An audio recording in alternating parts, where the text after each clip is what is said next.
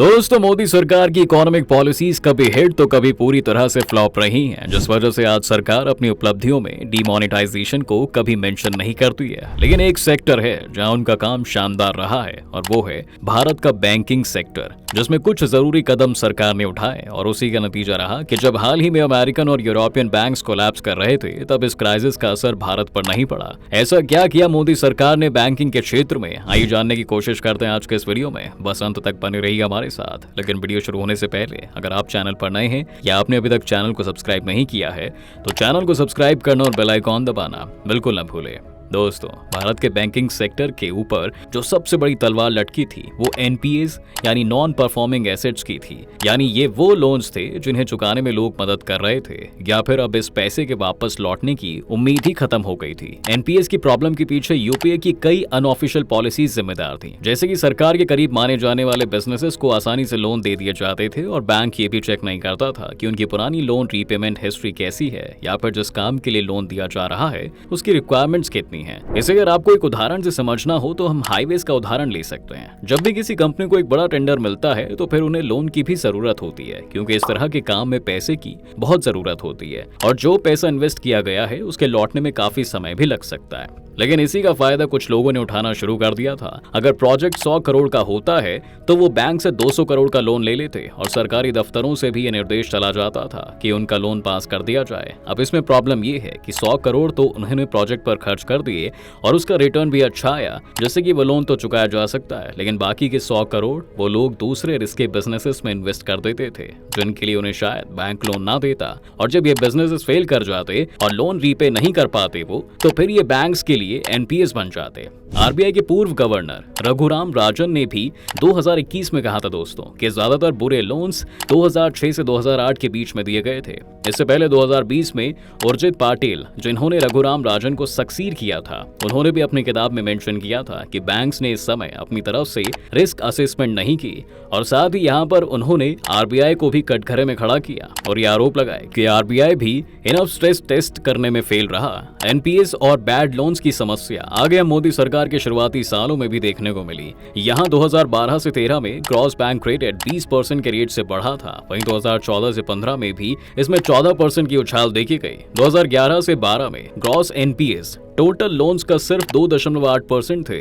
जो कि 2013 से 14 में 3.8% हो गए और फिर 2014 से 15 के समय में ये 4.3% तक पहुंच गए। दोस्तों, इस समय आरबीआई के चीफ रघुराम राजन ही थे और तब आरबीआई और सरकार ने मिलकर एक एसेट क्वालिटी रिव्यू किया जो कि 2015 में पूरा हुआ था और इससे पता चला कि कई सारे अनडिटेक्टेड लोन्स भी थे जो अभी तक कई वजहों से नजर में नहीं आए थे। और इस रिपोर्ट के बाद सामने आया कि ग्रॉस एनपीएस 4.3% नहीं बल्कि 7.5% का है।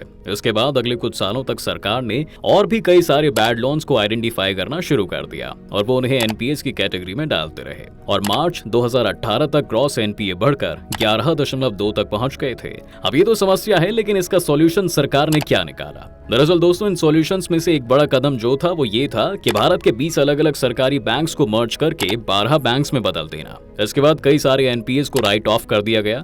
अब यहाँ पर राइट ऑफ से मतलब ये नहीं है कि इन लोन्स को माफ कर दिया गया, बल्कि राइट ऑफ एक टेक्निकल चीज है जिसमें आप बैंक की बैलेंस शीट से इस तरह के लोन्स को हटा देते हैं ताकि वो थोड़ी हेल्दी दिख सके, जबकि उन एनपीएस के पैसे को रिकवर करने की कोशिश बैकग्राउंड में चल ही रही होती है। वैसे तो अगर हम इन एनपीएस की रिकवरी की बात करें तो इसमें मोदी सरकार कामयाब नहीं रही है, लेकिन बैंक्स की बैलेंस शीट से इसे हटाकर सरकार ने उन्हें एक फ्रेश स्टार्ट करने का मौका जरूर दिया था।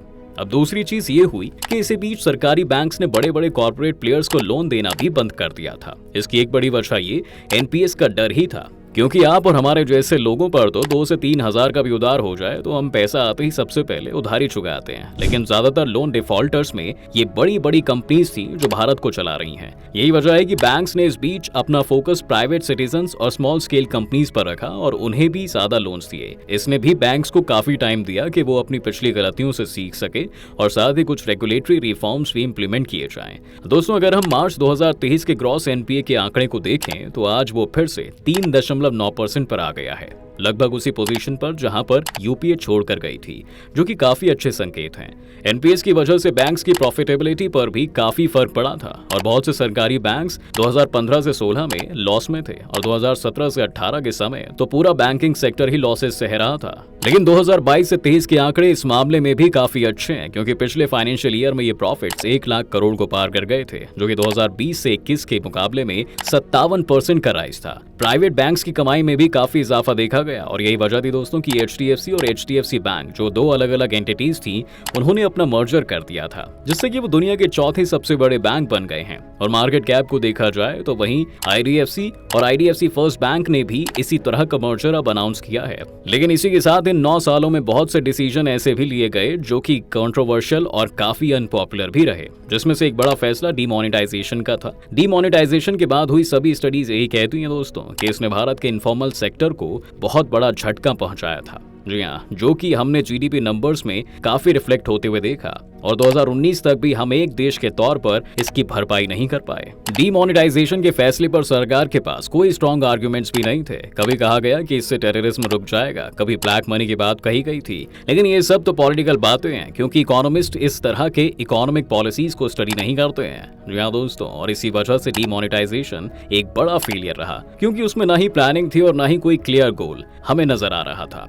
कुछ लोग ये भी कहते हैं कि इसने यूपीआई को प्रमोट किया, डिजिटल इंडिया की तरफ लोगों को बढ़ाया, लेकिन ये बात भी पूरी तरह से सही नहीं होगी, क्योंकि यूपीआई पहले से ही भारत में मौजूद था और साथ ही इस डिजिटल रिवॉल्यूशन में एक बड़ा हाथ जियो जैसी प्राइवेट कंपनीज का भी है। क्योंकि डेटा अगर आज भी उस कदर ही महंगा होता जिस तरह तब था, तो फिर भारत को बहुत परेशानी होती यूपीआई को हर गांव तक पहुंचाने में। एक दूसरा डिसीजन जो काफी क्रिटिसाइज होता है वो जीएसटी इंप्लीमेंट करने का डिसीजन है। सभी मानते हैं कि जीएसटी एक अच्छा आइडिया था, लेकिन इसके साथ ही बहुत सी प्रॉब्लम्स थी, जैसे कि एक पैन इंडिया टैक्स लगाकर उन्होंने न सिर्फ लोगों के लिए इसे समझना आसान कर दिया, बल्कि साथ ही इससे कई आइटम्स के प्राइसेस भी कम हो गए थे। लेकिन बढ़ती हुई महंगाई ने कम हुए प्राइसेस को वापस से बढ़ा दिया और इसका ये इम्पैक्ट तो नल ही हो गया। जीएसटी का सबसे बड़ा फायदा जो लोग मानते हैं वो ये है कि इसने नौकरशाही को बहुत कम कर दिया और अब छोटे छोटे कामों के लिए आम लोगों को सरकारी बाबुओं के आगे हाथ नहीं छोड़ने पड़ते हैं और ना ही उनकी जेब गर्म करनी पड़ती है। हालांकि करप्शन बहुत कम नहीं हुआ है, लेकिन उन्होंने एक फेसलेस सिस्टम बीच में लगा दिया है जिससे इसकी पॉसिबिलिटीज कम हो सके।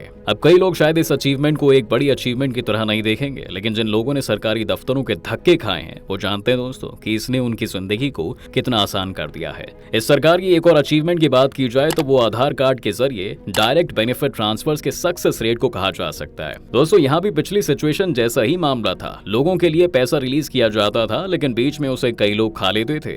फिर जिसके लिए पैसा गया है उसे कम तो मिलता ही था, पर कभी कभी तो उसे लेने के लिए लोगों को बड़ी मेहनत भी करनी पड़ती थी, क्योंकि अब आधार के जरिए सभी कुछ लिंक्ड है और ज्यादातर इंडियंस के पास अपना बैंक अकाउंट है। इसलिए डायरेक्ट बेनिफिट ट्रांसफर्स ने भी सर्विस डिलीवरी में काफी इंप्रूवमेंट्स किए हैं और उम्मीद की जाती है कि आने वाले समय में भी ये इंप्रूवमेंट्स जारी रहेंगे। लेकिन आपका क्या सोचना है दोस्तों? क्या इकोनॉमी के फ्रंट पर आप मोदी सरकार के काम से खुश हैं? अपनी राय हमें कमेंट सेक्शन में लिखकर जरूर बताएं। उम्मीद है आपको आज के इस वीडियो में काफी कुछ नया मिला होगा। अगर आपको ये वीडियो पसंद आया है तो वीडियो को लाइक करें और अगर आप इस चैनल पर नए हैं तो जाने से पहले चैनल को सब्सक्राइब करना भी ना भूलें।